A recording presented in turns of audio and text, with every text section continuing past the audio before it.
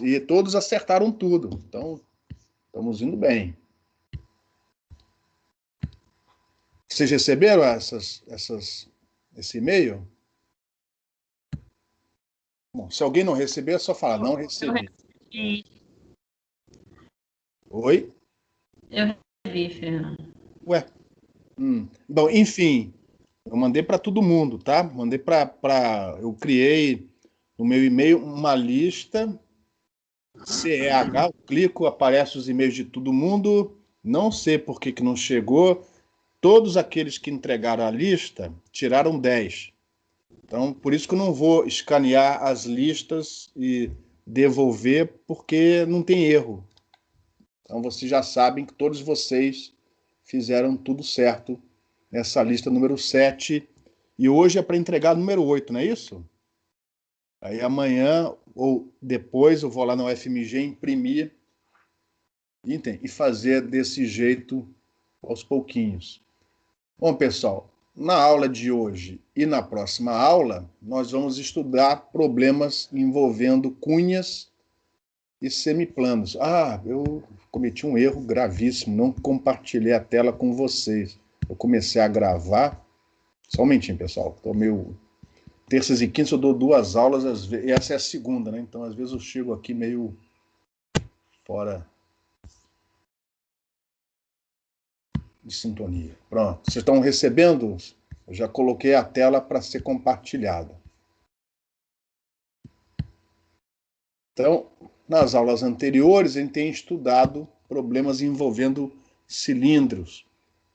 Não só radiação na presença de cilindro, como também espalhamento na presença de cilindros, inclusive resolvendo isso numericamente, através de equações integrais avaliadas pelo método momentos. Inclusive já teve um de vocês que já implementou o método momentos e já me apresentou resultados aparentemente dentro da expectativa, né? Com as ressonâncias surgindo como esperado.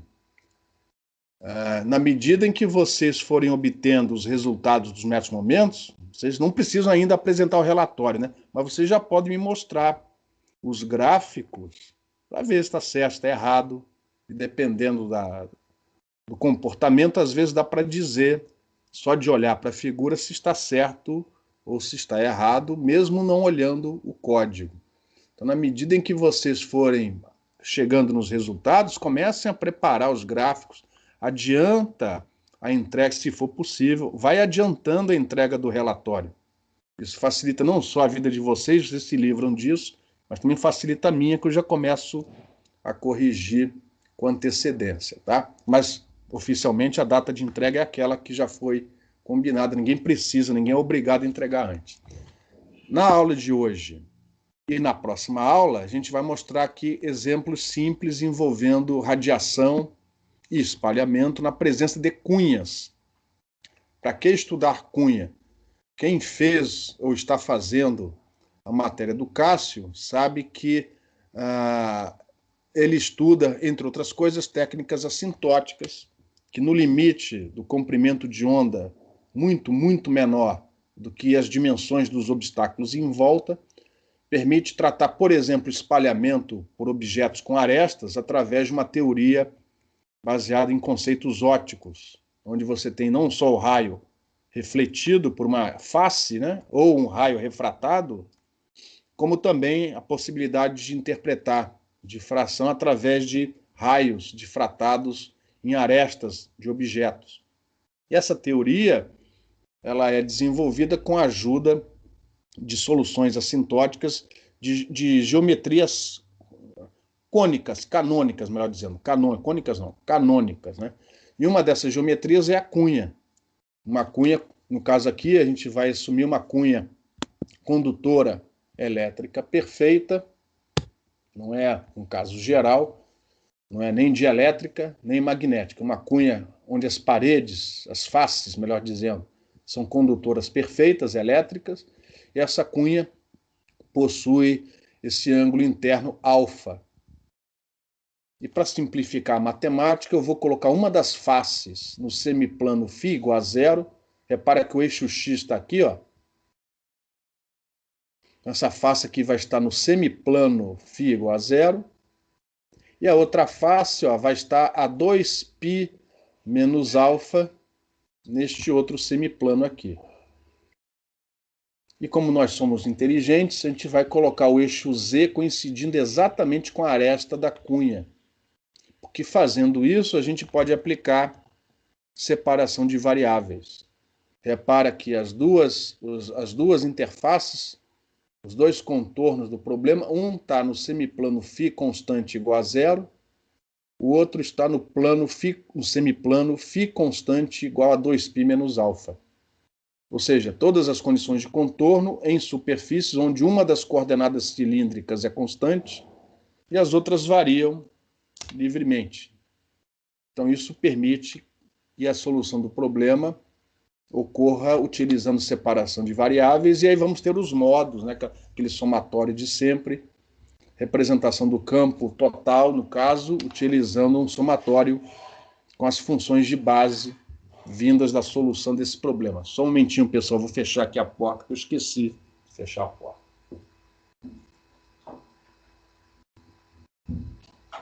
Pronto. Como esse problema tem solução analítica, a gente vai mostrar que a solução analítica, através do somatório daquelas funções de sempre, que agora, felizmente, vocês já estão acostumados. Você já não tem mais medo das funções de Bessel, das funções de Hankel. O problema vai ser TM, ou seja, a gente vai colocar aqui uma linha de corrente elétrica infinita, como sempre, na direção Z. Como sempre, a solução vai ser TM. Se você quiser a solução ortogonal TE, é só repetir o problema todo de novo, não dá para usar dualidade. Vocês já sabem por quê. Troca a corrente elétrica pela corrente magnética, resolve o problema todo novamente e você vai ter a solução TE correspondente. E daqui a 2 ou 3 transparências, a gente vai fazer essa linha de corrente para o infinito. Isso vai virar uma onda plana incidente, com polarização TM. E aí você vai saber o que fazer para adaptar a solução modal para o espalhamento de uma onda plana. E aí a gente vai aproveitar esse exemplo, fazer o alfa igual a zero. Ou seja, ao invés de uma cunha, vamos ter um semiplano condutor elétrico perfeito. Vamos sair fora do Harrington e vamos aproveitar para resolver esse problema como um problema de espalhamento. Só que ao invés de usar o método dos momentos, como a gente usou anteriormente, a gente vai resolver esse problema de forma aproximada. A gente vai usar a ótica física, de maneira a achar a corrente equivalente, segundo as aproximações da ótica física, nessa superfície onde antes havia o semiplano, vai ficar essas correntes flutuando no espaço, só que conhecidas através da ótica física.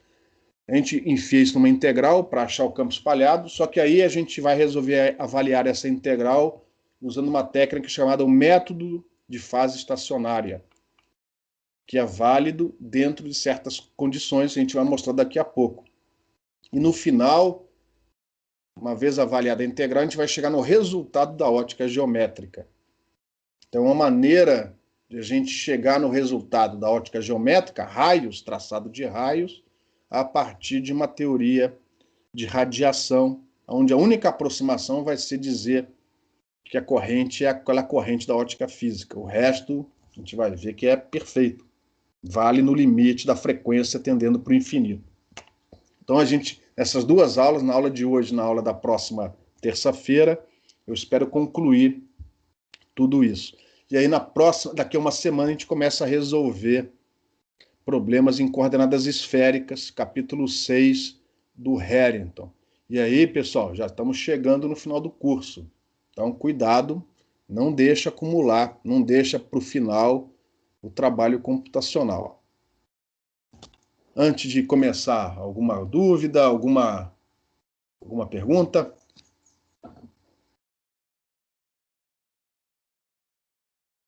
Então vamos lá, pessoal. Primeiro, e lembrem-se, quem já fez a matéria do Cássio, ou quem está fazendo a matéria do Cássio, deve se lembrar, espero, né, que ele resolve um problema parecido com esse, onde você tem uma representação em série, que é o que a gente vai obter daqui a pouco. Ou seja, a representação em série, se for a mesma geometria, né, é a mesma que vocês veem lá com o Cássio, que depois ele usa as técnicas dele para avaliar de forma assintótica. A gente aqui vai seguir um outro caminho, que tem a ver com o que ele dá, mas é uma outra maneira de resolver o problema. Eu espero que as duas coisas se complementem, tá? Aqui a gente vai resolver de maneira aproximada, não é exata. Como vocês vão ver, os comentários vão ser feitos ao longo da apresentação. Então aqui a gente vai resolver de maneira rigorosa, já que a gente pode aplicar separação de variáveis. Então, aos pouquinhos, ó, primeiro, a corrente, uma linha de corrente, está aqui, ó, localizada pelas coordenadas rolinha e filinha. Lembrando que fonte, a gente usa coordenadas com linha. Observador, a gente usa as coordenadas sem linha, para não confundir uma com a outra. E as coordenadas ρ e φ são totalmente dependentes das coordenadas rolinha e filinha e vice-versa. Então é uma linha de corrente infinita, elétrica, orientada em Z.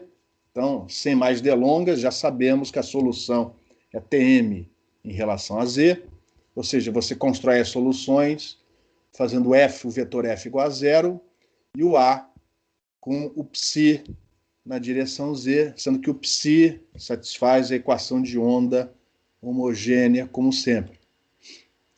Neste problema em particular, nós não vamos ter variação com a coordenada Z, o que caracteriza aqui para nós um problema bidimensional. O que significa isso? Nem a fonte, nem a geometria variam com Z. Consequentemente, o campo espalhado, o campo radiado, também não vai variar com Z. Então, consequentemente, nessa nossa solução, sendo a derivada do potencial em relação a Z nula, significa que o K índice Z é zero, e, consequentemente, como K ao quadrado é K-ρ ao quadrado mais Kz ao quadrado, como o Kz é zero, então o K-ρ, o K índice ρ, é o próprio K, ômega raiz de μ. μ são as características desse meio homogêneo que envolve a cunha. É um único meio. Se houver perdas, é só fazer o epsilon complexo. A formulação vale. Viu, André? A formulação vale. Ok.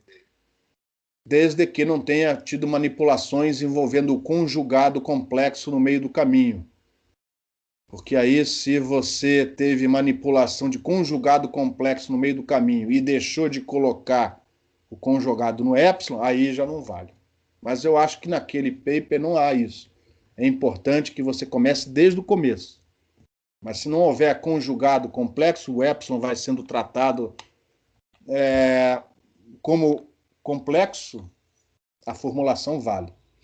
Então, no nosso presente caso, solução Tm, você vai lá na tabela da solução Tm, a componente Z do campo elétrico é dado por essa expressão. Como não há variação em Z, este primeiro termo aqui é zero. K ao quadrado é ômega ao quadrado μ vezes epsilon, então o EZ é simplesmente isso aqui, ó. Ele é proporcional, na nossa notação fasorial, ele é proporcional ao potencial. No domínio do tempo, ó, ele depende da derivada do potencial em relação ao tempo. Menos J ômega, na nossa notação fasorial, representa uma derivada temporal no domínio do tempo. Aqui não temos esse problema, a gente diz que é proporcional ao potencial. Puxa, por que é Z? Porque, repara, na interface, nas faces dessa cunha, condutora elétrica perfeita, a gente vai impor componente tangencial do campo elétrico nula. E quem é a componente tangencial do campo elétrico? A componente do campo elétrico na direção Z. Por isso que eu estou colocando aqui, porque daqui a pouco a gente vai obrigar esse cara a ser zero, ou seja, a gente vai obrigar o potencial a ser nulo toda vez que o φ for igual a zero ou quando o φ for igual a 2π menos alfa. que é agora no item D. Como o EZ tem que ser nulo no semiplano φ igual a zero e também no semiplano 2π menos alfa, e como o campo EZ é proporcional ao potencial, então quem tem que ser nulo é o próprio potencial. E por isso, viu, Elvésio? Aqui, ó, nós não vamos escolher a exponencial complexa, com o n variando de menos infinito a mais infinito. Aqui a gente vai escolher uma combinação de seno e cosseno, por causa dessas duas paredes aqui, ó. Uma parede aqui, outra parede aqui. E como é o próprio potencial que tem que ser nulo, a combinação é aquela onde fica só o seno. Porque quando φ é igual a zero, seno de zero é zero, e assim você tem automaticamente o seu potencial e, consequentemente, a componente Z do campo elétrico nula nessa parede daqui, ó. Observe que aqui não existe periodicidade em relação à coordenada φ, ó.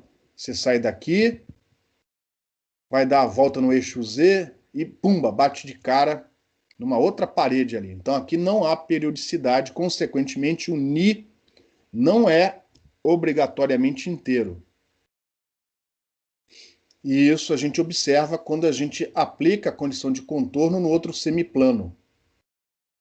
Como no outro semiplano, em 2π menos alfa, este seno tem que ser nulo de novo, então a gente chega à conclusão que esse Ni não é inteiro e, mais do que isso, ele tem esse comportamento daqui, ó. Ele é múltiplo de π dividido por 2π menos alfa, onde o múltiplo é 1, 2, 3, até o infinito. O zero está descartado porque te dá, como é seno, te dá a solução trivial. Então, o m igual a zero é descartado. E desse jeito, ó, se você substituir esse Ni aqui dentro, toda vez que o φ for igual a 2π menos alfa, vai dividir com esse 2π menos alfa e dentro vai ficar apenas o múltiplo de π. Seno do múltiplo de π é sempre zero. Até aqui, alguma pergunta?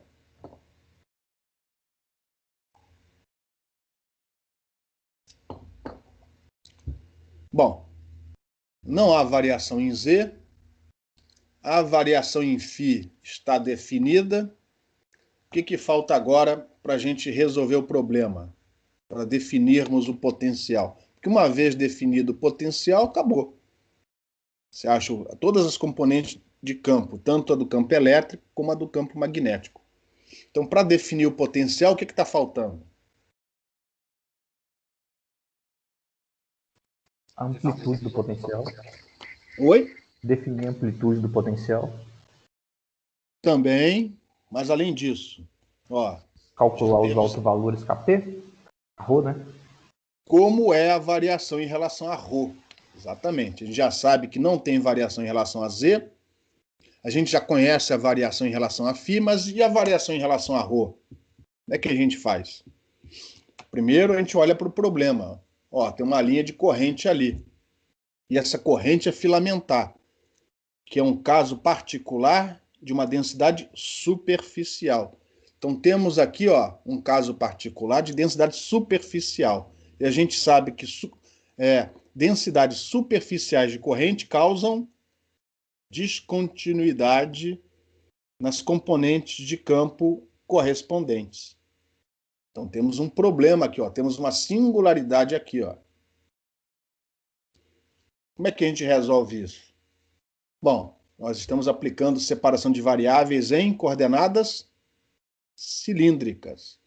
Então, a gente tem que forçar a barra para que essa interface, onde tem lá uma densidade, não tem uma parede, mas tem uma densidade superficial de corrente que causa descontinuidade em certas componentes tangenciais de campo, a gente tem que forçar a barra para que isso caia numa superfície onde, perdão, uma dessas coordenadas cilíndricas seja constante.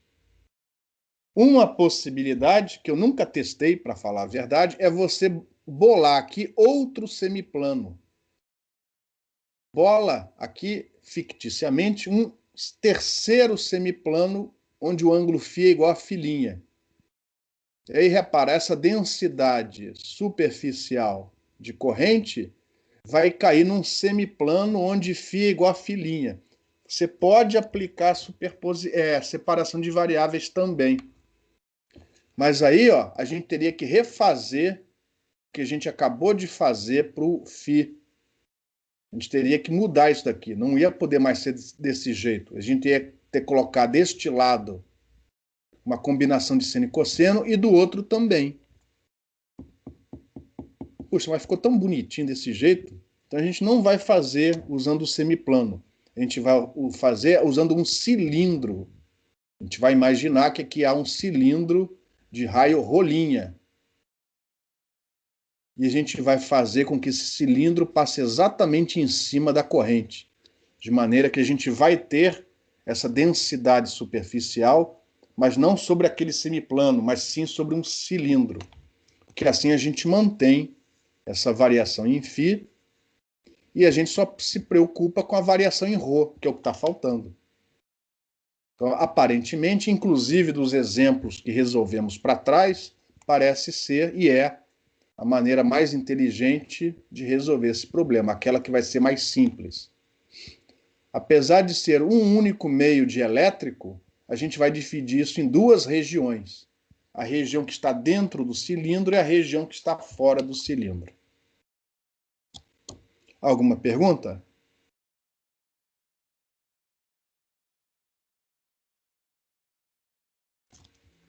Na região dentro do cilindro, lógico, fora da cunha, dentro do cilindro e fora da cunha, né? Nessa região dentro do cilindro, entre φ igual a 0 e φ igual a 2π menos alfa, que função de Bessel a gente vai escolher?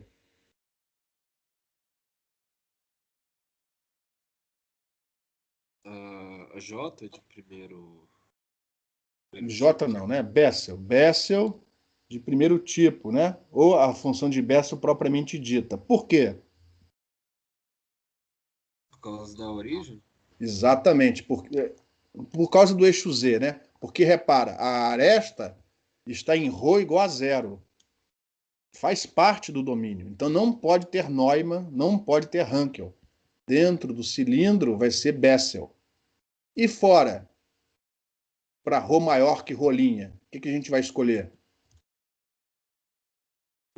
As duas funções de Hankel ou só uma? Só uma, pô. Não tem fonte, o enunciado está dizendo que tem fonte no infinito. Então a gente espera que lá longe você tenha uma radiação de dentro para fora. Então, fora do cilindro vai ser a Hankel segunda espécie. Só que aqui neste problema, a ordem dessas funções de Bessel não vai ser inteira, porque o Ni não é inteiro. Ele até pode ser inteiro por um caso particular, mas em geral ele tem um valor racional. Ou seja, essas funções de Hankel são funções de Hankel de ordem racional, de ordem real. O que no nosso curso não modifica em nada, só modifica o símbolo que você usa. Mas na hora de implementar no computador, dificulta. As Bessel de ordem inteira são menos complicadas de serem calculadas numericamente. Mas hoje em dia você já tem algoritmos.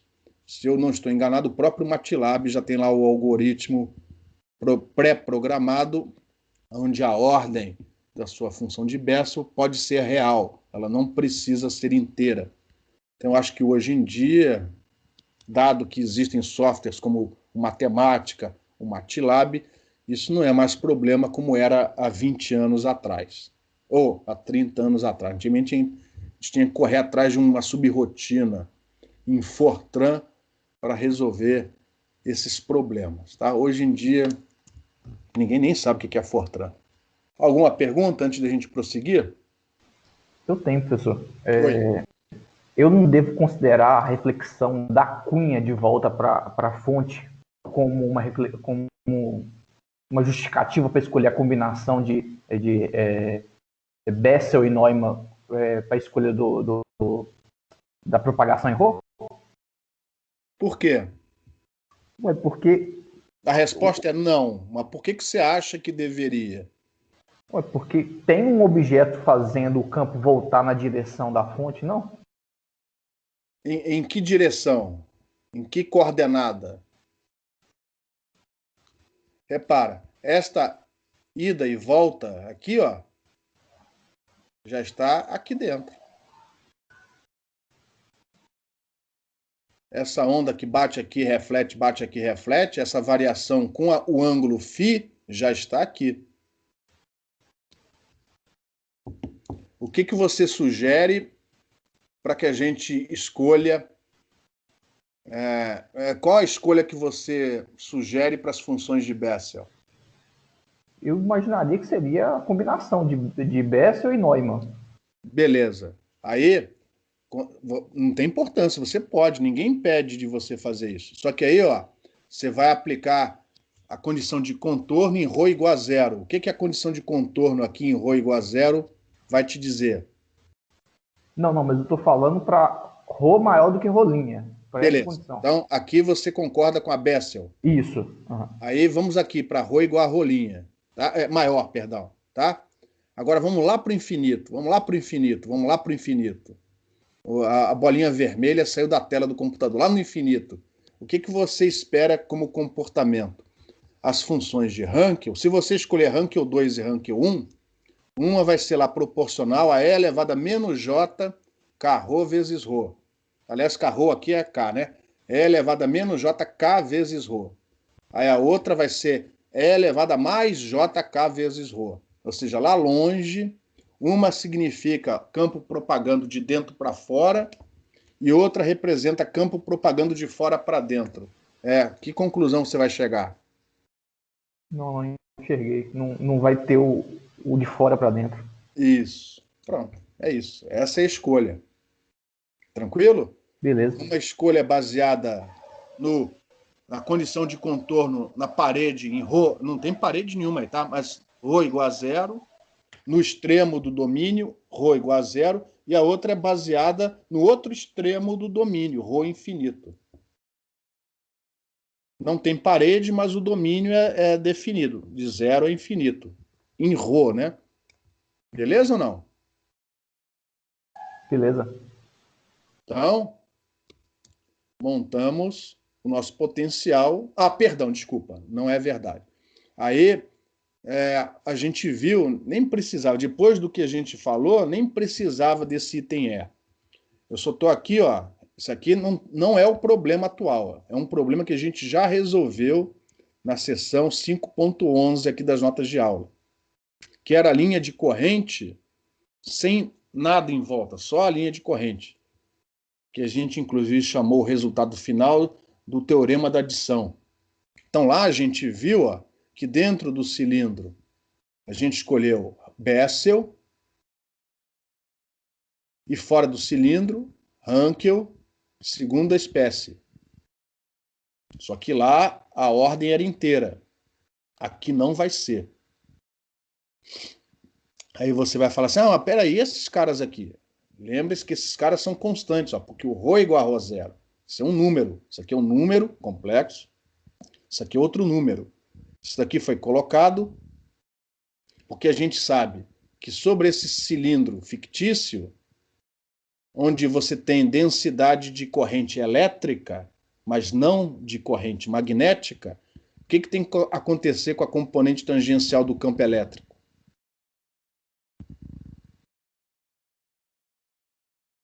O que tem que acontecer com a componente tangencial do campo elétrico sobre esse cilindro aqui, ó?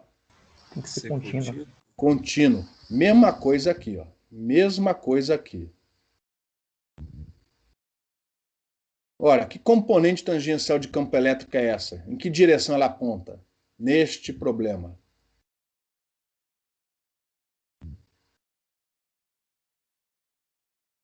Z e φ. É Z, que é proporcional ao potencial. Então, se o EZ tem que ser contínuo em ρ igual a ρ zero, é porque o potencial também tem que ser contínuo em ρ igual a ρ zero. E isso daqui, ó, quando eu reescrevo desta maneira, e já estou obrigando a que o potencial seja contínuo e, consequentemente, o EZ seja contínuo quando ρ é igual a ρ0. Porque, repara, vai ficar tudo Bessel vezes Rankine em cima, Bessel vezes Rankine embaixo, quando com o argumento K vezes ρ0. Então, essa maneira de escrever já força a continuidade da componente tangencial do campo elétrico, sem que você seja obrigado a colocar uma amplitude para uma região e outra amplitude para outra. Então, isso aqui já força a continuidade da componente tangencial do campo elétrico. Então, nós vamos fazer a mesma coisa, assim, não é a mesma coisa, mas a mesma filosofia aqui, ó. Só que a variação em φ não vai ser essa, vai ser seno, e a ordem não vai ser inteira, vai ser real. E a gente, então, agora sim, para o nosso problema da cunha, a gente vai usar essa representação aqui, ó. Só que nesta figura, né, lá eu chamei de ρ índice 0 e φ índice 0. Nessa figura, eu não prestei muita atenção, eu usei rolinho e filinho. Então, ó, rolinho ao invés de ρ0. E aqui, ó, a variação em φ. E fica uma constante, porque afinal de contas é um outro problema. A constante não é a mesma da resposta da seção 5.11. Então, a menos de uma constante, que ainda vai ser determinada, este vai ser o nosso potencial TM para o presente problema. Alguma pergunta?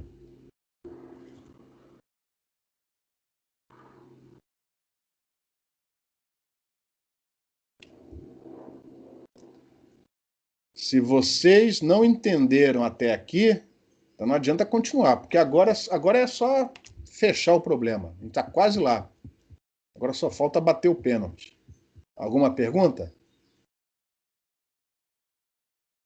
Então, prosseguindo. A continuidade da componente tangencial do campo elétrico, quando ρ é igual a ρ', ou seja, sobre esse cilindro fictício, já está assegurada. O que falta? Qual é a condição de contorno que a gente ainda não impôs? Descontinuidade do campo magnético. Exatamente. Não só do campo magnético, da sua componente tangencial.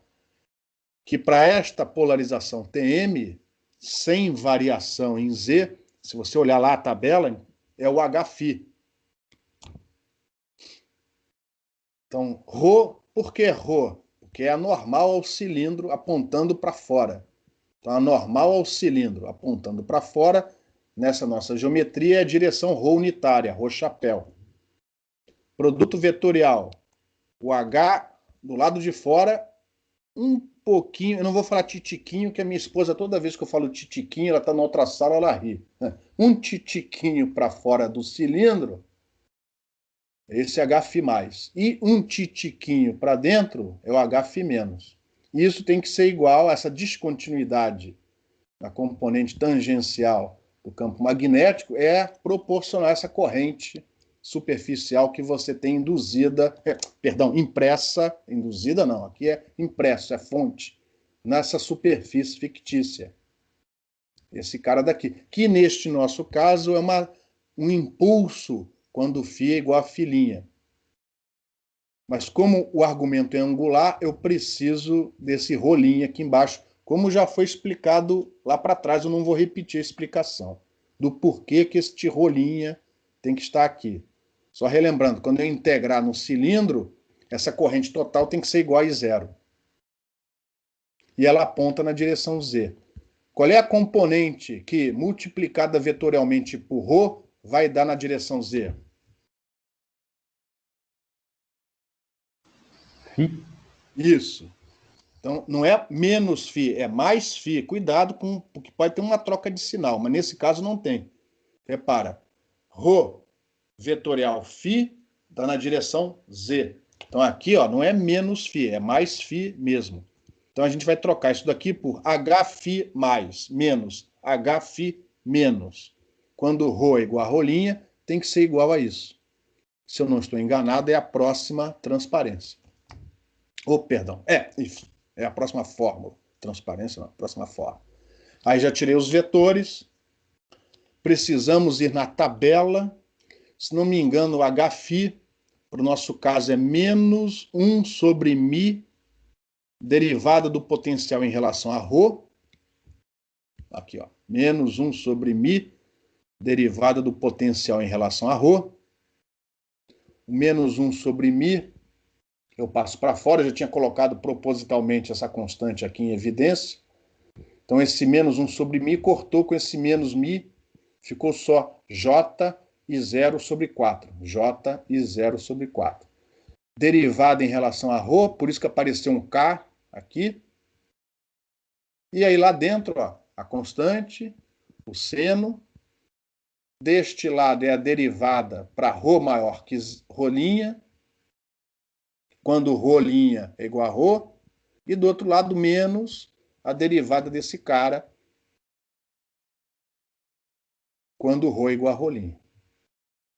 E aí você chega nesta relação que tem que ser igual à sua densidade superficial na parede desse cilindro de raio ρ'. Alguma pergunta até o momento?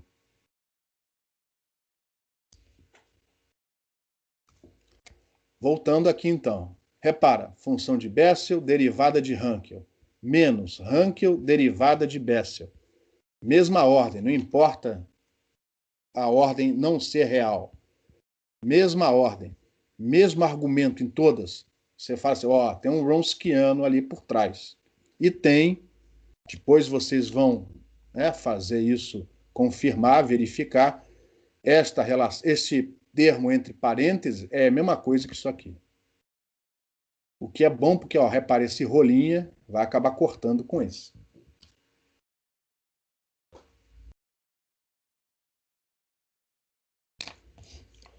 Prosseguindo, substituindo esse resultado na relação e igualando a este lado, a gente chega nessa série aqui, ó.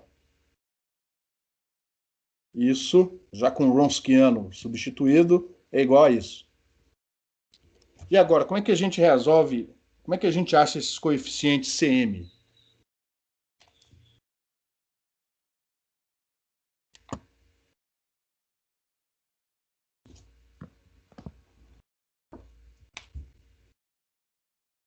O que é isso daqui, ó? O que é isso daqui?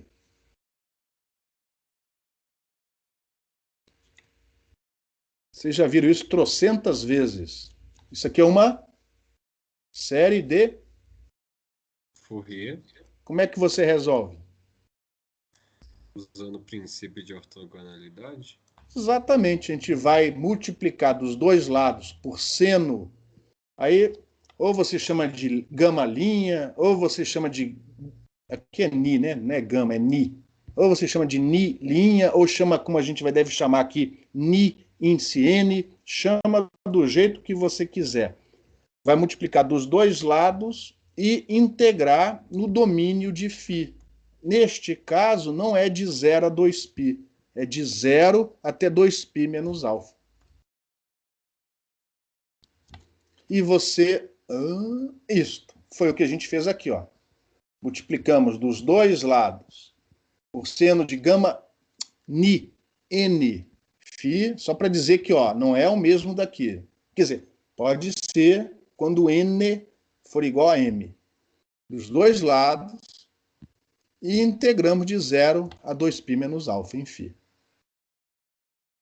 E se você for lá nos seus livros de graduação ou nas tabelas de integral, você vai ver que esta integral, esta aqui é mole, porque como tem essa delta aqui dentro, é simplesmente o integrando fazendo φ igual a filhinha. Isso aqui não tem problema nenhum. Ou alguém vê algum problema nessa? Se alguém não enxergar isso, fala agora. O que vocês não se lembram, porque eu tenho certeza que alguns já viram isso antes, é que essa integral, se o n for diferente do m, dá zero. E se não for, vai dar um valor diferente de zero. Eu não vou provar, eu vou mostrar o resultado final. Dá para mostrar sem muitas dificuldades. Se o n e o m forem iguais, isso aqui vai virar seno ao quadrado e essa integral resolve e simplesmente dá 2π menos alfa, ó, o integrando, dividido por 2. Se o alfa for 0, isso vai dar π. E se o m e o n forem diferentes, isso dá 0. Ou seja, de todos os termos do somatório, vai sobrar apenas aquele onde o m é igual a n. Como do outro lado a integral está resolvida, então você tem uma expressão para o seu coeficiente. O C índice M é dado por isso daqui. Ó. E, finalmente, você tem a representação para o seu potencial Tm, que representa a radiação dessa linha de corrente na presença de uma cunha. E isso passa a ser um caso canônico, onde, por exemplo, o professor Cássio agora pode pegar esse somatório e brincar com ele e chegar numa teoria assintótica para resolver esse problema interpretando de outra maneira, usando raios, por exemplo. Se você quiser, por exemplo, o campo elétrico na direção Z, é só multiplicar por menos J ômega, a expressão aqui em cima, que é o que a gente vai fazer na próxima transparência. Alguma pergunta? Aqui o problema está resolvido. Alguma pergunta?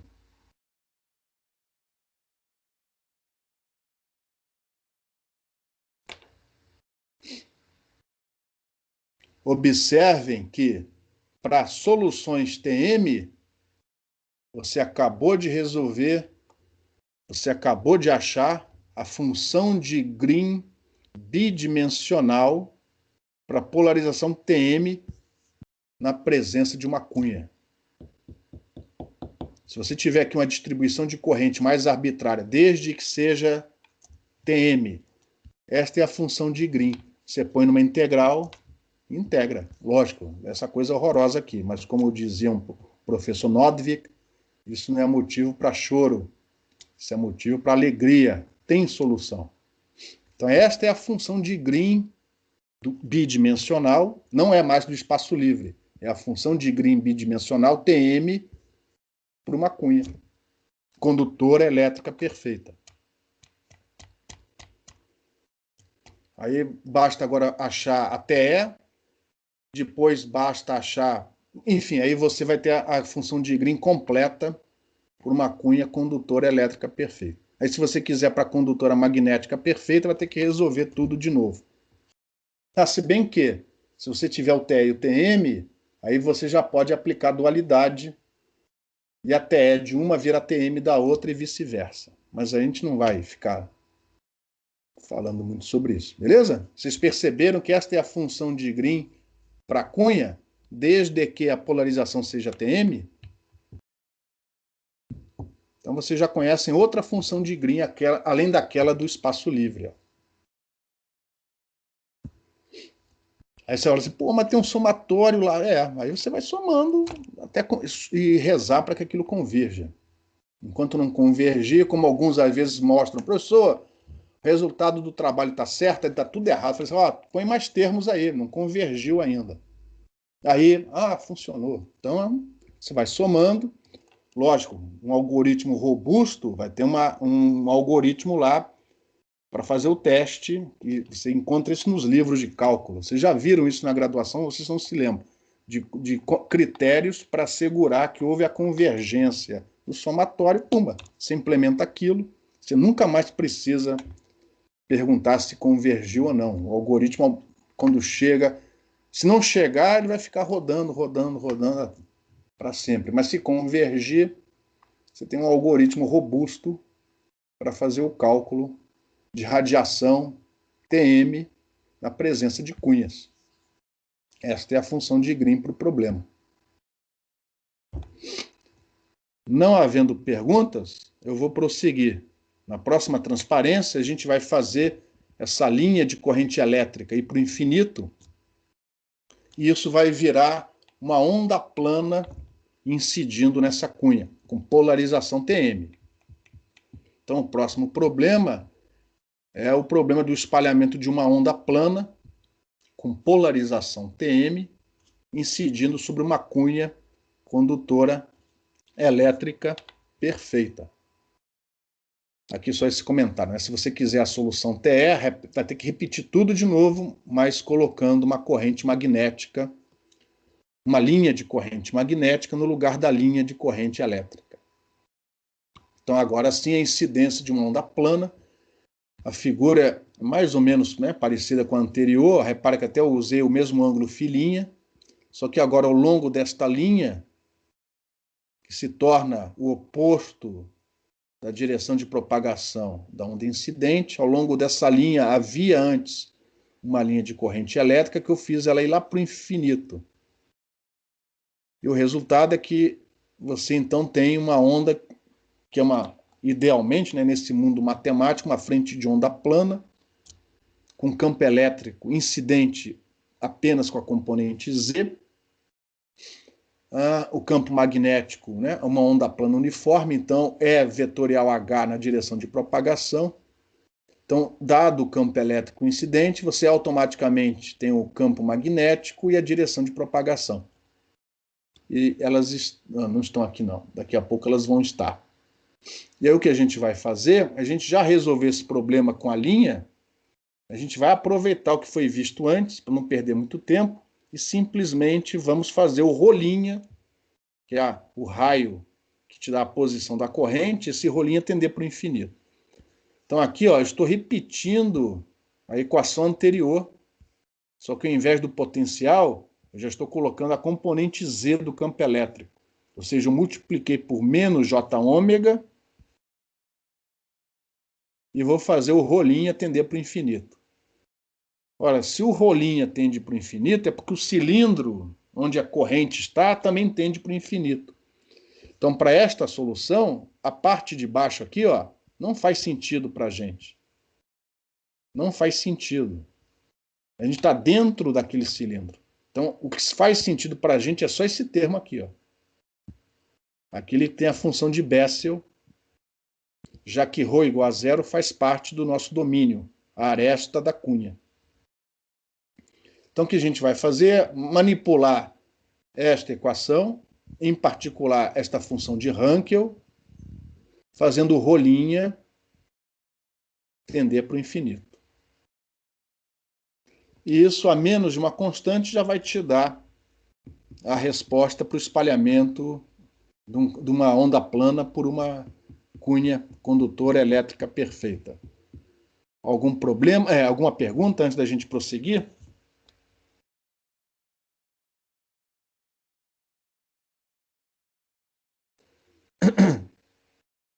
Pessoal, dúvida? Tira agora. Agora que é a hora de tirar dúvida. Se alguém tem uma dúvida, se, não estou entendendo nada, é a hora de perguntar é agora, pô. Então, vou prosseguir. Próxima, se eu não estiver enganado, a próxima linha, simplesmente a gente vai lá no livro do Abramovitz ou do Nietzsche, ou na internet tem a página do Wolfram, é uma espécie de Wikipédia para matemática. Ele tem isso lá. Ele não, o grupo dele, né? Ele agora é um empresário famoso. Então, fazendo o limite do rolinho tendendo para infinito, a gente chega à conclusão que a função de Hankel de segundo tipo, segunda espécie, perdão, de ordem Ni, M, é dada por isso daqui, ó. A expressão que você tem lá no livro vale inclusive para a ordem não inteira. Antes que alguém me pergunte, como é que eu calculo J elevado a Ni, quando o Ni não é inteiro? É só você, só assim, né, entre aspas, reescrever o J como E elevado a menos Jπ sobre 2 e fazer as contas. Então tá aqui, ó, você vê, é o Vécio, que olha só, quando o rolinho tende para o infinito, ó, fora as constantes, isso aqui é proporcional a E elevado a menos JK rolinha dividido por raiz de rolinha, porque é uma onda cilíndrica. Por isso tem que ser 2 e não 1. E o Ni é o mesmo de antes. Aí a gente vai substituir essa expressão aqui, esse somatório, e essa é a resposta. A menos de uma constante, essa é a resposta para o nosso problema. essa constante vai estar associada à intensidade da onda incidente. Alguma pergunta, pessoal?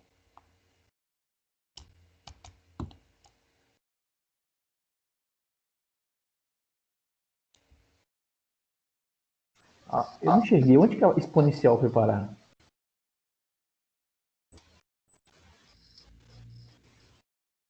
Ah, boa pergunta. Ela foi parar aqui dentro do C. Lembra que rolinha é constante. Não é rho. A variação com rho e φ está aqui, ó. Como essa constante não depende nem de rho, nem de φ, nem de m, ela foi passada para fora do somatório e foi incorporada essa constante. Professor, Oi. outra dúvida aqui. Seria um caminho muito tortuoso se a gente, em vez de seguir esse método que você está propondo aí, transformasse a onda plana em somatório de ondas cilíndricas e começar por aí? Pode também. Você pode fazer isso, que é um caminho que a gente usou quando a gente resolveu o espalhamento de uma onda plana por um cilindro, né?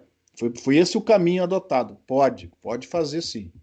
Eu não quis fazer aqui, porque vai muito longo. E você já viu como fazer para o cilindro. Mas pode sim. Eu quis fazer isso porque, se eu não estou enganado, eu nunca fiz a matéria do Cássio, tá? Então, quem já fez a matéria do Cássio, quem está fazendo, vai me dizer agora, se puder me ajudar. O Cássio, em algum momento, quando ele estuda o espalhamento de maneira assintótica, o espalhamento de uma onda plana por uma cunha, em algum momento ele não começa com esse somatório?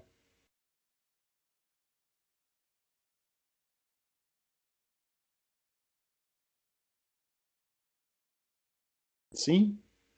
Não? Nunca ninguém fez a matéria do Cássio? Enfim, eu achava que em algum momento aparece lá nos alfarrabes dele este somatório, aí ele transforma isso aqui em polos, e usando o teorema de Cauchy ao contrário, ele chega numa representação integral para esse somatório integral, essa que ele resolve assintoticamente. Então, posso estar enganado, mas eu queria chegar nesse resultado aqui, ó. Porque você pode fazer isso usando o teorema de Cauchy ao contrário, que infelizmente parece que hoje em dia ninguém estuda isso na graduação. Alguém estudou, mudando aqui de assunto radicalmente, na graduação, alguém chegou a estudar funções de variáveis complexas? Não é variável complexa, é funções de variáveis complexas. Integrar funções complexas no plano complexo.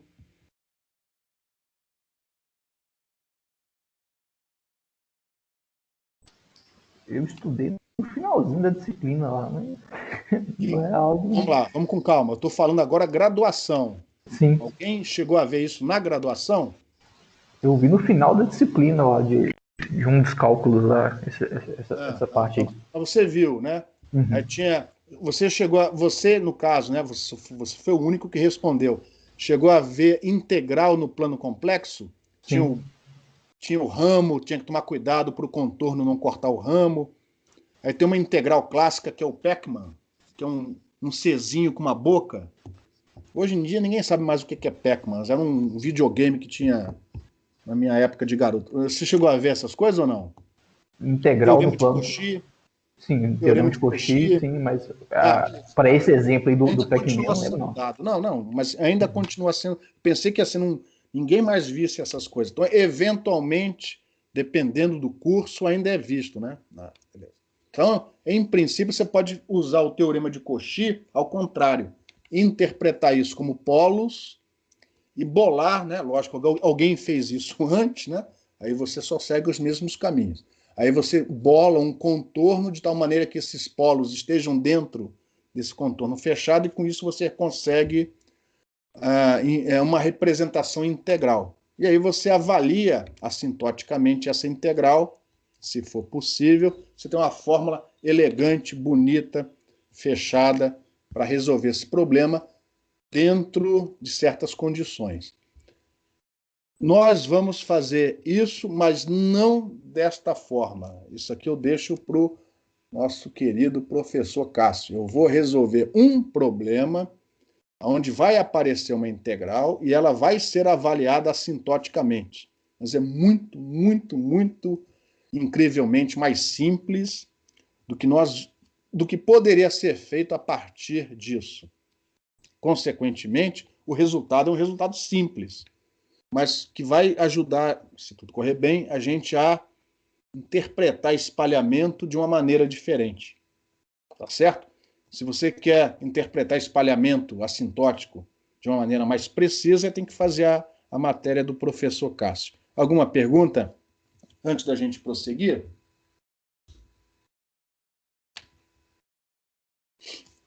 Então, próximo exemplo não é mais uma cunha, é um caso particular para simplificar a geometria. Eu vou fazer o alfa tender para zero. E ao invés de uma cunha, nós vamos ter um semiplano. É um semiplano condutor elétrico perfeito. Para simplificar a matemática, a gente vai colocar esse semiplano coincidindo com o ângulo φ igual a zero.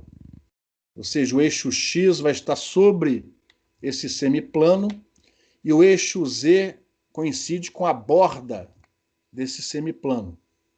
E esse semiplano, cuidado, ele é um plano, é um semiplano, mas ele tem duas faces. Uma face vai estar em φ igual a zero e a outra face vai estar em φ igual a 2π. Desculpa. E φ igual a zero não é igual a φ igual a 2π. Em cima é uma coisa e embaixo é outra. Apesar do semiplano ser infinitesimalmente fino, como o condutor é perfeito, o que acontece em cima não é necessariamente a mesma coisa que acontece embaixo, a não ser a condição de contorno, que é a mesma, componente tangencial de campo elétrico nula. Mas o comportamento do campo elétrico em cima não é o mesmo do comportamento do campo elétrico do outro lado, a não ser que a sua componente tangencial é nula. Tá? Então, a gente vai resolver esse problema, só que a gente não vai usar esse somatório. A gente poderia, mas aí o caminho é um caminho que eu vou deixar para os outros professores. Aqui a gente vai fazer usando ótica física. Usando as aproximações da ótica física, a gente vai substituir o semiplano por um problema equivalente, mas diferentemente do método momentos, né, a gente vai, usando a ótica física, calcular as correntes. Então, as correntes são conhecidas, a gente pega essas correntes, enfia dentro da integral com função de Green bidimensional, e isso te dá o campo espalhado. Vocês agora estão fazendo o programa computacional, vocês estão mais experts nisso, né? Tem o campo incidente, produzido pelas fontes externas, e o campo espalhado, produzido pelas fontes equivalentes. Integra as fontes equivalentes, acha o campo espalhado. Fechou o problema. Só que aqui, essa integral não vai ser avaliada numericamente. A gente vai assumir que um certo parâmetro vai para o infinito e a gente vai avaliar essa integral assintoticamente, que é o próximo assunto. Então, método da fase estacionária na solução assintótica, olha que bonito, do espalhamento por um semiplano condutor elétrico perfeito. A solução do problema em si vai ficar para a próxima aula. Aqui, até o final da aula, eu vou me dedicar só à apresentação do método da fase estacionária e, havendo tempo, eu vou montar o problema. E aí a gente resolve o problema usando esse método na próxima aula, na próxima semana, tá? Então, independente de ser um problema bidimensional, independente de ser um problema de espalhamento por semiplano, vocês já devem, quem já fez antenas e quem está fazendo essa disciplina agora, deve ter percebido que integrais de radiação, na notação fasorial, elas têm essa forma aqui, ó. Onde aqui eu estou simplificando e assumindo uma integral de linha, né? Mas se a sua distribuição de fonte for volumétrica, é uma integral de volume. se a sua distribuição de fonte for as correntes, né, for uma distribuição superficial, é uma integral de superfície. Se for uma linha de corrente, é uma integral de linha. Mas aqui eu só estou colocando uma integral só para ilustrar a técnica. Depois você pode aprimorar, desenvolver isso para integrais de superfície, integrais volumétricas. A ideia é a mesma. Você só tem que repetir isso para cada uma das integrais. Então, para ilustrar, coloquei aqui uma integral arbitrária. Todos vocês sabem que dentro dessas integrais de radiação, em particular, uma radiação no espaço livre, o que aparece aqui, ó, no lugar disso? Ou, melhor, a pergunta não foi bem feita. Isso daqui, entre outras coisas, representa o quê? O que está por trás aqui, escondido aqui dentro? Integral de radiação no espaço livre. Função de Green. Isso. Certo? Então você sabe, tem uma função de Green, que na região de radiação pode ser simplificada, mas você sabe que tem lá uma exponencial complexa dentro da sua integral. Na verdade, isso aqui não representa só a função de Green, representa também a variação de fase da corrente, que foi retirada da corrente. Tudo que é variação de fase foi colocada neste termo. E tudo aquilo que não é variação de fase, a gente classifica como variação de amplitude, e a gente põe nesse outro termo aqui. Então aqui está a sua fase da fonte, está a fase da função de Green, independente se é tridimensional ou bidimensional. A gente escreve desse jeito. Tá? E vocês sabem que fase, seja a fase da fonte, seja a fase da função que está associada à função de Green, ela está geralmente associada a uma propagação, ou seja, é a contribuição do campo radiado pela fonte lá na posição do observador. Então isso acontece porque essa contribuição ela propaga pelo espaço até chegar no observador. Então lá na fase vai ter o K, a nossa constante de propagação, o ômega raiz de μ. Então por causa disso eu coloquei esse K aqui em evidência. O sinal de menos é arbitrário, então eu vou mostrar as equações para um sinal de menos. Ah, professor, mas a minha fórmula é um sinal de mais. Você muda o sinal do alfa. Beleza? Então aqui eu vou colocar um sinal de menos, arbitrário. Coloquei menos porque geralmente quando é a propagação é na direção da coordenada positiva, é E elevado a menos JK vezes a distância percorrida. Por isso que eu resolvi aqui colocar menos.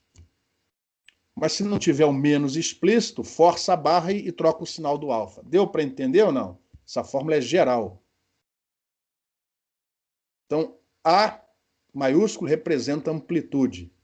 Menos K vezes alfa representa a fase desse integrando. E arbitrariamente eu escolhi x', não é à toa, porque a geometria vai coincidir com a geometria que a gente vai analisar na próxima aula. Eu escolhi a letra x' para representar a variável de integração e arbitrariamente eu botei aqui os limites de integração de x1 a x2. x1 pode ser 0, x2 pode ser infinito, que vai ser o caso do nosso semiplano. Por enquanto, alguma pergunta? Vocês têm que entender o que está fazendo, porque se não entender, se não estiver acompanhando, vai aparecer que um monte de equação vai ficar tudo boiando. Alguma pergunta? Então, beleza. Lembrando que nós não vamos resolver isso de uma maneira geral. A gente vai resolver isso no contexto de telecomunicações. Onda propagando, corrente radiando, campo sendo espalhado. Tá? Isso aqui não é uma função matemática qualquer. Isso tem as características de uma onda propagando. Né? Tanto que a gente pôs o K em evidência aqui fora na fase. Então, A maiúsculo e alfa são funções reais. Ah, professor, mas o integrando é complexo. Aí você separa em dois. Um representando a parte real, o outro a parte imaginária do integrando. Tá? Então você tem que repetir isso 2 vezes. Mas aqui, A e alfa são funções reais. representando os comportamentos da amplitude e da fase do integrando. E aí vem a aproximação. A aproximação assintótica ela é feita quando um dos parâmetros envolvidos tende para infinito. Ah, mas o meu está tendendo a zero. Inverte e aquele parâmetro invertido vai para o infinito. Vocês entenderam? K ir para o infinito, no limite da ótica, é fazer com que a frequência vá para o infinito. Mas a gente sabe que na prática, frequência não vai para o infinito. A frequência, nos nossos problemas, até ótica, tem um valor. Pode ser alto, mas tem um valor. Frequência só vai para o infinito, pessoal de física, da quântica, das partículas. Aqui, frequência não vai para o infinito. Tá? O que é esse limite assintótico, vocês têm que entender na prática da seguinte maneira. A frequência é muito, muito alta, consequentemente o comprimento de onda é muito, muito pequeno, de tal maneira que os obstáculos onde essa onda bate, como por exemplo o nosso semiplano, esses obstáculos eles se tornam muito, muito grandes, suaves, sem bicos, né, comparado com o comprimento de onda. E repare, isso é interessante na medida em que as frequências da portadora em comunicações pessoais dizem, né, que ela vai começar a crescer aí, a gente vai começar a ter, dizem, né, enlaces de 30G em 30 GHz, 40 GHz, 60 GHz, onde o G de geração não deve ser confundido com G de frequência, tá? 5G não quer dizer 5 GHz, né? Enfim, vocês entenderam. Mas enfim, então essas técnicas vão voltar, vão ter elas já não vão voltar, elas sempre estiveram aí, mas elas vão acabar sendo, de uma maneira ou de outra, importantes no dimensionamento desses enlaces em frequências mais altas, ou seja, raios, traçar raios. Então, neste limite assintótico, K, ou seja, a frequência ir para o infinito, significa que o K é muito grande. Esse K aqui, ó, tem um valor muito alto, de maneira que qualquer variação, por menor que seja do alfa, dessa função alfa, qualquer variação piquititinha, ela vem multiplicada por um valor tão grande que ela passa a ser significativa. E vocês sabem que na hora de somar coisas, fase é muito, e integral é somatório. Na hora de somar contribuições, a variação de fase é muito mais importante do que a variação da amplitude. A não ser que a variação da amplitude tenha uma singularidade, se ela estoura para o infinito. Aí é um caso, como a gente já viu na aula passada, nas outras aulas, tem que ser tratado com cuidado. Mas não é o caso aqui. Não é o nosso caso. Tá? Então, essa amplitude se comporta muito suavemente. A função alfa também. Só que ela vem multiplicada por K. E K é muito grande. Então, K vezes alfa tem uma variação muito severa. De maneira que, se a gente fosse plotar esse integrando, enfim, né, ele teria mais ou menos um comportamento qualitativo parecido com esse. Então, eu fui lá no MATLAB e plotei esse integrando, imagina, né, de x1, aqui, ó, de x1 até x2. E aqui está o integrando. Como a fase varia muito rapidamente, ele oscila para caramba aqui, ó. Só que a amplitude A, ó, isso aqui, ó, nessa figura idealizada, representa a variação de A com a coordenada de integração, a variável de integração. É suave. E a tendência é que essa oscilação na prática seja muito maior do que isso. Eu só desenhei assim, porque senão a gente não ia enxergar nada. A gente ia enxergar um borrão preto aqui, ó. Acontece que esta fase, ela vai ter essa variação rápida, intensa, desde que o A não tenha derivada nula. Não, perdão, errei, alfa.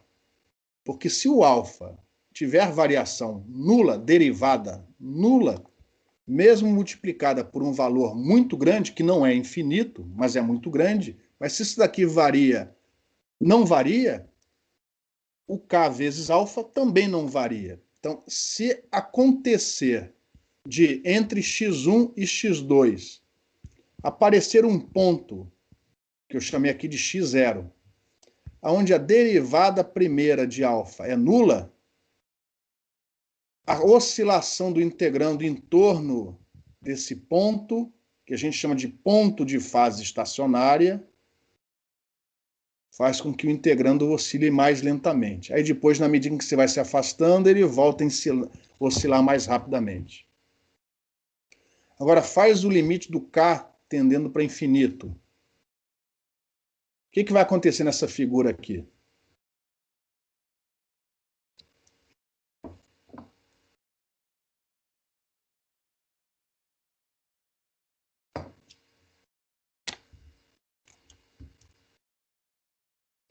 No limite em que o K tende para infinito, o que acontece com a contribuição desta região para a integral? Ela passa a ser nula. E dessa outra aqui? Também. Desde que este ponto não esteja próximo dos limites de integração. Hein? Essa figura eu propositalmente desenhei bem no meio para isso não acontecer. Mas repara, se ele estiver muito pertinho daqui, tem que tomar cuidado com isso que a gente está falando. Mas se o ponto de fase estacionária for único, outra coisa também, eu podia ter dois pontos e eles estarem próximos, aí vocês têm que pegar o livro do Felsen para ver o que fazer. A gente não vai ver essas coisas aqui, tá? Mas se ele for único e estiver suficientemente afastado dos limites de integração, o que acontece nessa situação? O que acontece quando o K tende para o infinito?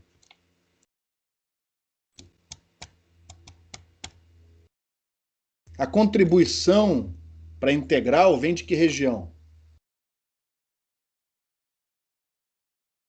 Alô, pessoal? Alô?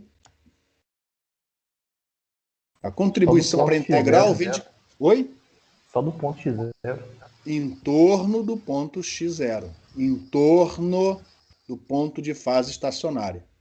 Em torno. Não é do ponto x0, é em torno desta região. Porque para cá a contribuição tende a ir para zero e para cá idem. Agora, no limite em que o K chega no infinito, a contribuição vem de onde? Do ponto x0. Esta função transforma-se numa delta de Dirac, e a contribuição para a integral vem de x0. Mas isso só vai acontecer no limite do K indo para o infinito. Na prática, o K nunca irá para o infinito. Na prática, a contribuição não vem só de um ponto, vem de toda uma região. Mas a gente força a barra e diz, olha, se a situação for assim, assim, assado, a gente vai dizer que a contribuição principal vem deste ponto, e é isso que a gente vai fazer no problema do semiplano na próxima aula. Por enquanto, vamos prosseguir desenvolvendo esse método da fase estacionária. Então, tais oscilações do integrando, tanto da parte real como da parte imaginária do integrando, serão mínimas se houver um ponto de fase estacionária dentro, entre os limites de integração. E, por definição, este ponto de fase estacionária é aquele onde a derivada da função alfa em relação à variável de integração é nula. Então, vocês já perceberam que antes de resolver a integral, você tem que investigar se existe ponto de fase estacionária, se este ponto vem acompanhado de outros pontos de fase estacionária e se ele está devidamente afastado dos limites de integração. Só depois disso é que você vai aplicar a solução a ser apresentada, onde aqui no curso a gente só vai ver um caso. É aquele onde existe um único ponto de fase estacionária, porque pode haver vários, e a fórmula é outra. Um único ponto de fase estacionária e ele está suficientemente afastado dos limites de integração x1 e x2, porque também existem fórmulas para essas situações. A gente não vai estudar isso aqui no curso. Alguma pergunta?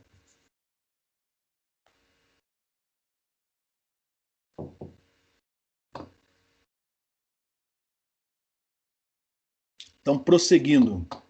Qual é a filosofia?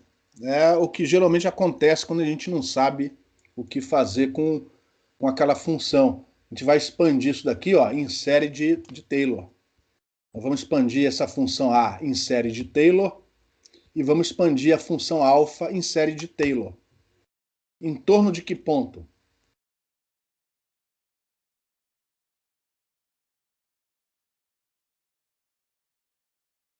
Em torno do ponto onde a coisa é importante, né? Porque a gente já viu que para cá não tem importância nenhuma e para cá não tem importância nenhuma. A importância do integrando está aqui, ó.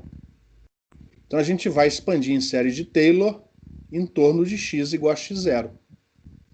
Para amplitude, como ela é muito, a contribuição dela não é tão importante quanto a da fase, a gente vai pegar apenas o primeiro termo da expansão em série de Taylor, que é o valor da amplitude no ponto x0. Só isso. Agora, para este cara daqui, a gente vai pegar dois termos na série de Taylor. Os dois primeiros termos significativos da série de Taylor e jogar dentro do integrando e ver o que acontece. É isso que a gente vai fazer. Então tá aqui, eu estou repetindo. Oi. Eu não tenho que verificar se o alfa está no ponto máximo ou mínimo em x0, não? O ponto alfa? Não, o alfa igual a x0. Porque se a derivada... O que caracteriza o alfa ser máximo ou mínimo? É a segunda derivada. Não, é a primeira, pô. Não, a primeira eu sei que pode ser máximo, mínimo e flexão. Então. Como é que é? Com a primeira derivada eu sei que aquele ponto é o máximo ou o mínimo ou ponto de inflexão. Eu não sei se é... Não, ponto de inflexão é a segunda derivada igual a zero, né? Não, então, com a primeira derivada eu sei que é uma das três possibilidades. Então, por exemplo, eu não entendi a sua dúvida, tá? Repara, aqui, ó, o vermelho aqui, tá vendo? Sim. Aqui é um ponto de inflexão, ó. A curvatura que era côncava, a derivada primeira era negativa e a curvatura do integrando, ó, era côncava e virou convexa. Aqui é um ponto de inflexão. Aqui a derivada segunda vai ser zero. A minha dúvida é o seguinte, quando você impõe que a derivada de alfa no ponto x0 tem que ser nula, é para ser menor... Deixa eu repetir. Não é que você impõe, ó, no ponto x0 a derivada é nula. Não é isso. O ponto x0 é aquele onde a derivada é nula. É o contrário. Então, mas a gente procura isso para ter uma menor oscilação do integrando, não é? Isso. Só que com a derivada primeira, eu não garanto que o alfa em x0 é mínimo. Eu garanto que ele pode ser mínimo ou máximo. Mas a gente não está preocupado com o valor do alfa. A gente está preocupado com a variação do alfa. A gente não está preocupado com o valor do alfa. Ó, o valor do alfa aqui, ó, eu não coloquei números. Mas aqui pode ser fase 90, ou fase 180, ou fase 1500, ou fase 1 bilhão. O valor, né? O valor da fase não é o importante, é como ela varia. É como ela oscila. Ela oscila multiplicada por... Lembra que no alfa sozinho não te dá a fase. A fase é K vezes alfa, né? Então a gente quer saber o seguinte, se o K vezes alfa varia muito rápido com X ou varia lentamente com X. É isso. Agora, o valor a gente não está preocupado. A gente quer saber, o valor é o valor que ela tiver lá. A gente quer saber se este valor varia muito rápido ou não.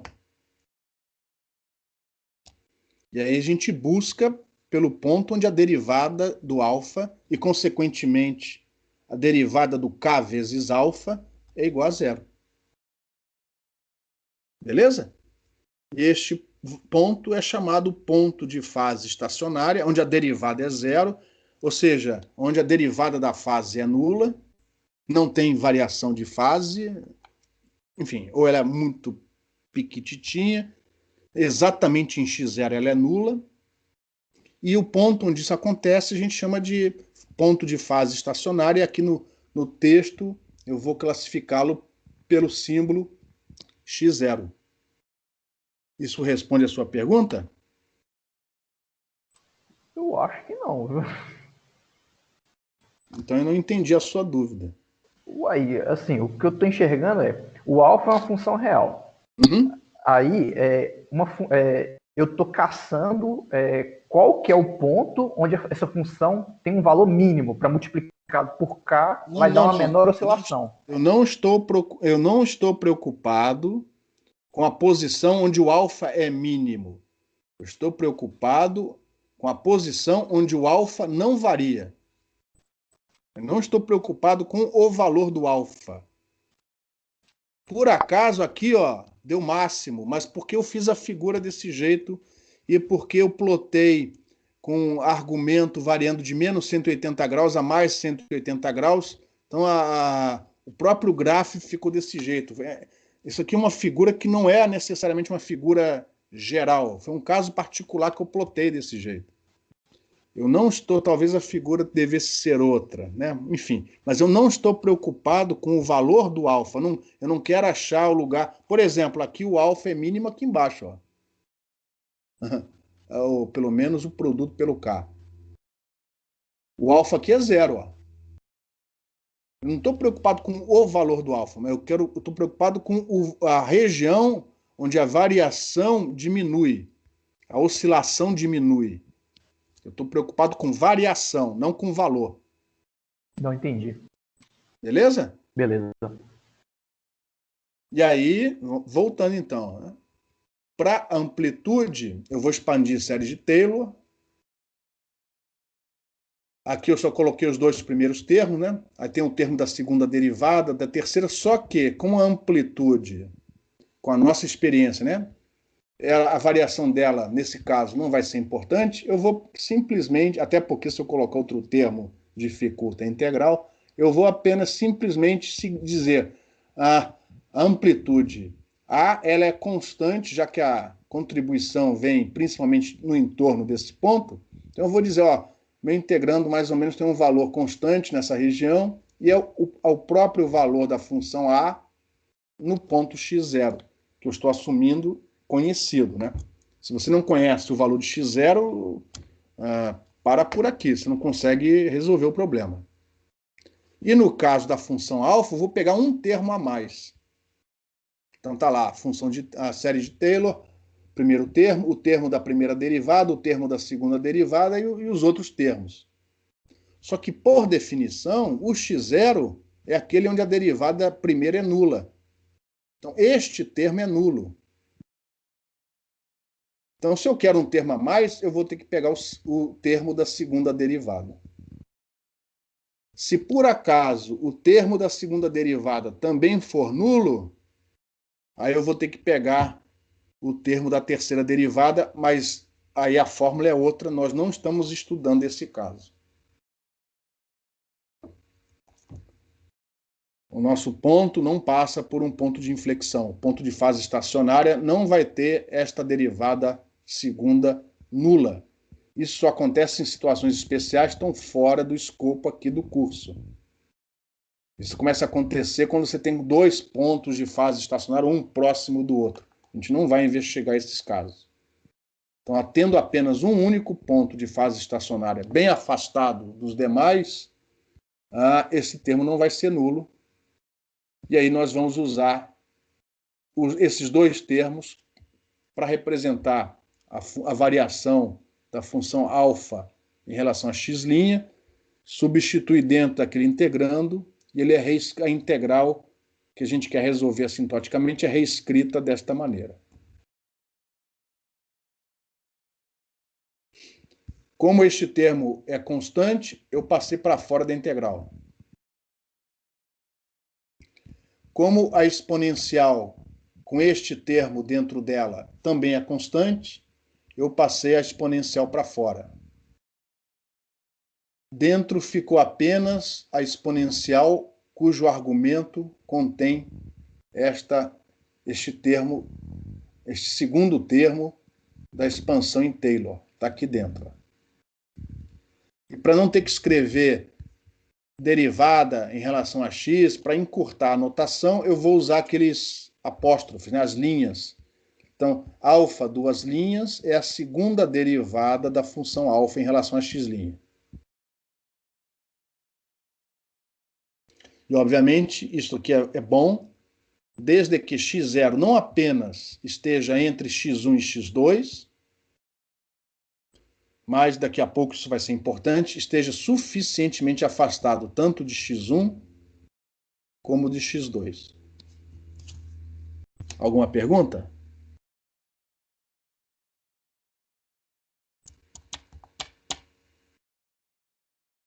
Tranquilo? E isso daqui só vai fazer sentido se esse alfa duas linhas for diferente de zero. Lembra que aqui, ó, o alfa duas linhas de x0 é um valor. A variação com x' está toda aqui, ó. Está toda aqui. Isso é um valor, passa a ser uma constante. E esse valor não pode ser zero, senão o que a gente vai fazer aqui não vai valer. Vai ser uma aproximação ruim para o problema.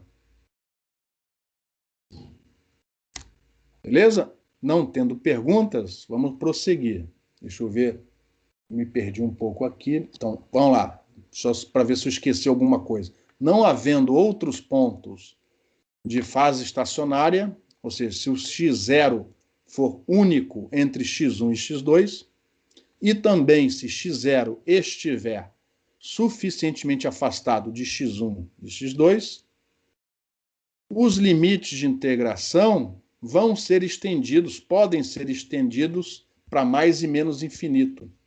Porque, repara, se não houver outros valores de fase estacionária, o que vai acontecer com esse integrando na medida em que eu vou me afastando de x0, tanto para a direita como para a esquerda?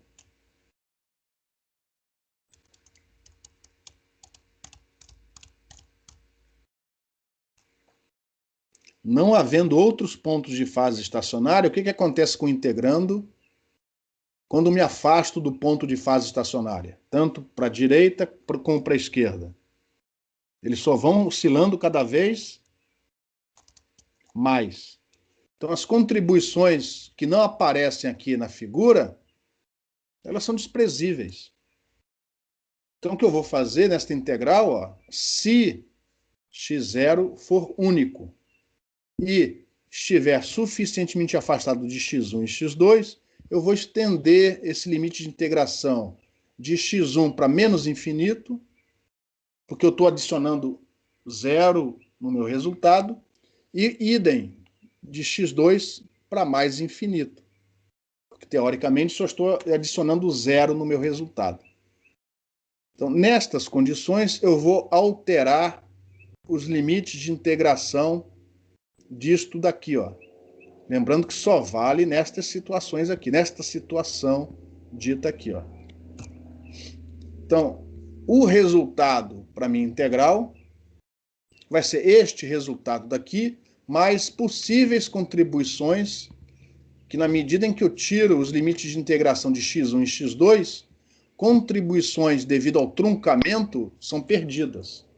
Então, pode ser que tenham contribuições importantes vindo de x1 e de x2, como, por exemplo, quando o ponto de fase estacionária começa a se aproximar ou de um ou de outro. Como eles foram tirados daqui, estas contribuições foram perdidas. Só que essas contribuições que vêm dos extremos, né, dos limites de integração, nós aqui, neste problema, a gente vai ignorar. Beleza? Ou seja, é um espalhamento para um obstáculo, esse obstáculo é finito.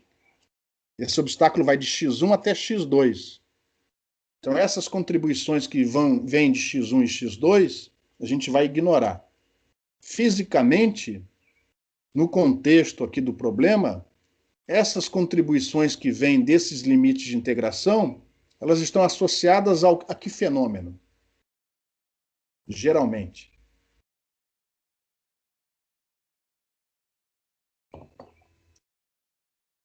Você tem lá um anteparo. A onda bate no anteparo, a gente vai resolver isso usando o problema equivalente, tem a distribuição de corrente, mas ela não vai de menos infinito a mais infinito. O plano não é infinito. É uma fita de metal. A fita de metal vai de x1 até x2. Então, essas contribuições que vêm dos extremos de x1 e x2 está associada ao quê? Difração da onda? Difração. Então, estas contribuições geralmente estão associadas às difrações nas arestas, nas bordas. No nosso caso do semiplano, a difração em x igual a zero, na borda do semiplano. Que, se eu não levar em conta isso daqui, vai ser ignorada. Então, neste exemplo que a gente vai terminar de resolver na próxima aula, difração na borda do semiplano vai ser ignorada. Eu vou ficar apenas com a contribuição da ótica geométrica.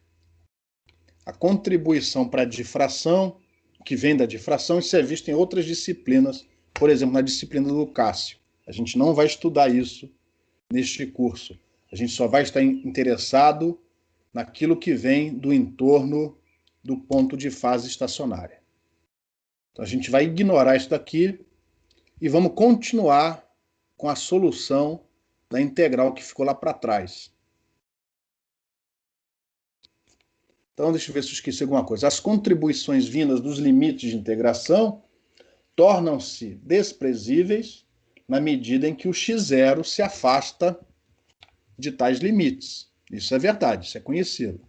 Em problemas de... Espero que a figura tenha ajudado a entender isso. Tá? É uma figura simples, mas eu espero que você tenha entendido. Quanto mais afastado o x0 estiver de x1 e x2, menores são... Não que elas não existam, mas elas são menos significativas. Essa é a tendência, tá? Depois, quando a gente resolver o problema que a gente está resolvendo na próxima aula, vocês vão entender isso melhor no limite da frequência indo para o infinito. Em problemas de espalhamento, por exemplo, tais contribuições geralmente estão relacionadas a mecanismos de difração fora do escopo do nosso curso. Então agora vamos fechar a solução. Não vou provar para vocês, nem me lembro se o resultado é fácil ou difícil, eu acho que não é muito trivial, mas dá para mostrar que esta integral de menos infinito a mais infinito, ela integra fechada, e esta é a resposta. E para aqueles que gostam de tirar o j de dentro da raiz quadrada, reescrevendo o j como exponencial e elevado a j π sobre 2, por causa do menos, vira e elevado a menos jπ sobre 2, você tira a raiz quadrada, vira e elevado a menos jπ sobre 4. Que é a fórmula que geralmente aparece nos livros. E o K, lembra que é 2π sobre lambda. Então, repara, eu cortei 2π com 2π, ficou só o lambda aqui em cima. Então, esta integral, nesse limite, nesse contexto, tem esta resposta. E aí, simplesmente, a gente vai agora multiplicar pelo resto que ficou faltando. Esta é a contribuição que vem do ponto de fase estacionária, no limite que a frequência tende para o infinito, no limite que o comprimento de onda tende para zero, no limite que o comprimento de onda é muito menor do que essas dimensões x1 e x2.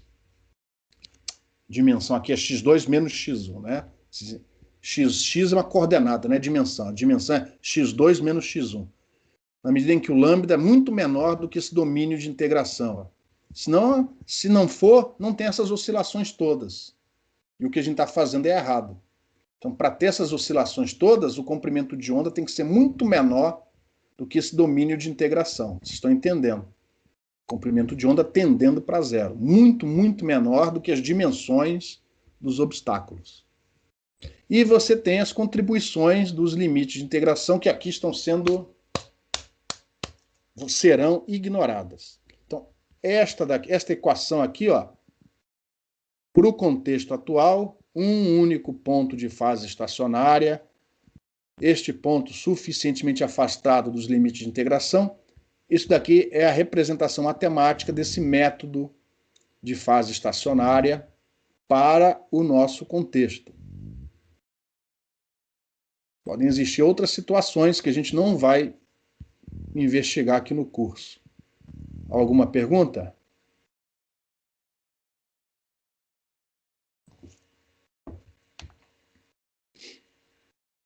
E aí eu vou terminar a aula montando a integral do problema do semiplano, que a gente vai avaliar na próxima aula usando esta relação aqui, ó, usando esse resultado assintótico. Então, vamos exemplificar a aplicação do método da fase estacionária para esse problema de espalhamento por um semiplano. Então, aqui temos um semiplano condutor elétrico perfeito, que, se você quiser, pode interpretar como aquela cunha dos problemas anteriores, fazendo o ângulo interno alfa tendendo para zero. Então, aqui, ó, dá origem aqui nessa figura para o infinito, nós temos uma face em cima, em φ igual a zero, condutora elétrica perfeita, e outra face aqui embaixo, em φ igual a 2π, também condutora elétrica perfeita. Essa casca planar, infinita na direção z, e infinita sobre o eixo x positivo. Para x negativo, não tem nada. E aí nós vamos fazer uma onda plana com polarização Tm, não precisar... Bom, enfim, vai precisar por causa da integral. Polarização Tm, só tem campo elétrico na direção z. A direção z é aquela que sai para fora do plano do slide. Propagando nessa direção KI, que faz um ângulo alfa-I com esta face superior do semiplano, e E vetorial H na direção de propagação, então temos essa figura. Observe que, cuidado com essas figuras que a gente usa para montar o problema, porque aqui está dando a impressão que é um raio vindo lá do infinito e batendo na aresta. Não é verdade, isso aqui é uma frente de onda infinita, são infinitos raios vindos lá do infinito. Eu só desenhei uma dessas trajetórias, um desses raios. Propositalmente eu desenhei esse só para caracterizar melhor a direção de propagação. Mas temos onda batendo em todo o semiplano, inclusive fora do semiplano. É uma frente de... Olha a minha mão aqui, ó. É uma frente de onda com infinitos raios acompanhando e batendo nesse plano y igual a zero, onde metade do plano tem condutor e a outra metade não tem nada. Então não é só um raio vindo, são infinitos, sai um feixe de raios representando uma frente de onda plana. Antes de prosseguir, alguma pergunta?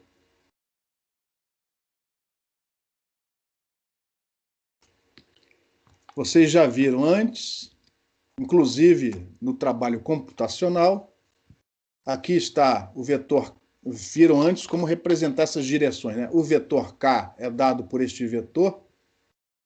Para ver se estamos certos, é só pegar dois ângulos φi particulares. Por exemplo, quando esse ângulo φi é igual a zero, o K vai estar apontando em que direção?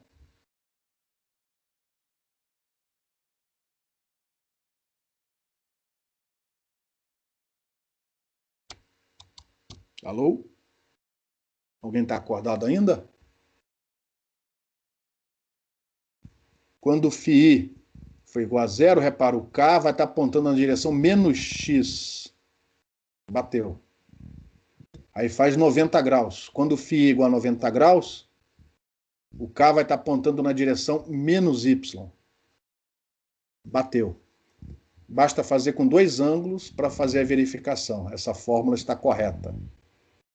O campo elétrico tem uma amplitude arbitrária, que daqui a pouco não vai fazer falta nenhuma no nosso problema. Ele só tem componente na direção z e ele varia segundo essa exponencial. E o campo magnético é dado como é uma onda plana uniforme, segundo o enunciado, ele é dado por essa relação. E você chega nessa expressão para o campo magnético incidente. Este problema é dificílimo de ser resolvido, mas nós vamos resolvê-lo aproximadamente. A gente vai utilizar as aproximações, já que vai ser tudo aproximado no final, vamos fazer mais uma aproximação.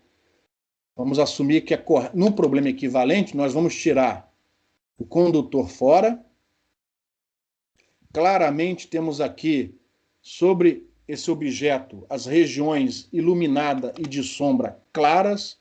A região iluminada vai ser a face de cima e a região na sombra, obviamente, é a face de baixo, desde que o ângulo φi não ultrapasse 180 graus. Mas a gente vai fazer para φi entre 0 e 180. Então, se o φi estiver entre 0 e 180, obviamente a face de cima é a região iluminada e a face de baixo a região de sombra. Então, embaixo, corrente da ótica física vai ser 0 e só vamos ter corrente na face de cima, dada pela aproximação que todos vocês agora conhecem, 2 vezes a normal, vetorial, o campo magnético incidente. E o campo magnético incidente é esse cara daqui, ó. E isso tem que ser calculado no plano onde y é igual a 0. Então esta vai ser a corrente equivalente usando os princípios da ótica física. E essas correntes estão localizadas do x indo de 0 até infinito, porque é um semiplano. Aqui não tem corrente. Só tem corrente onde antes havia o semiplano. Essa corrente, ela aponta na direção z, solução Tm, e aí você enfia essa corrente na integral. Vocês também já viram antes. Integra essas correntes, obrigando o ρ a estar numa certa posição onde você quer observar o campo, e isso te dá o campo espalhado por essas correntes equivalentes,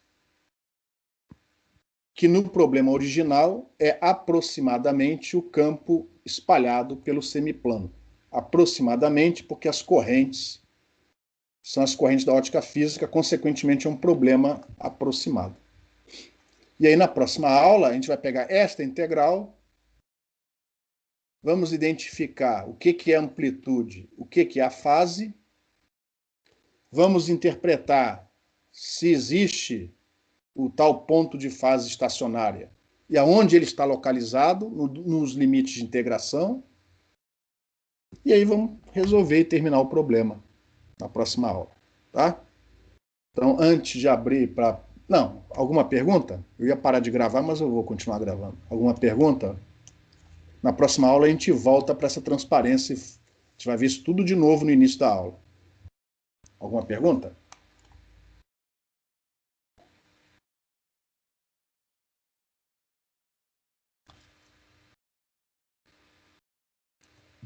Ô, pessoal, não tendo pergunta, eu vou parar a gravação. Daqui a pouco eu já faço o upload, mando o link para vocês.